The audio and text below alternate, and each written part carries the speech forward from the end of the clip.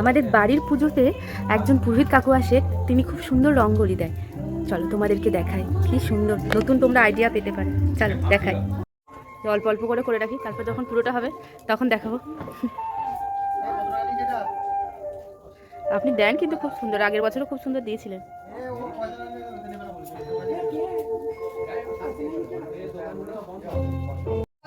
আর অন্যদিকে এখনো খিচুড়ি প্রস্তুতি পর্ব শুরু হয়েছে। এই আর জল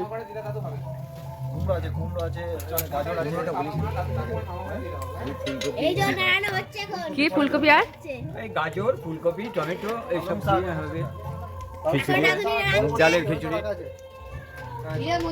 এই আর বাঁধাকপি তরকারি হবে, আর টমেটো চাটনি হবে, আর বেগুনি হবে রাত্রেবেলা। আচ্ছা আচ্ছা। খেজুর এখন দুবাইয়ে আছে, ওখান থেকে আনছে, দুবাই থেকে। কে ভর্তি কাকু?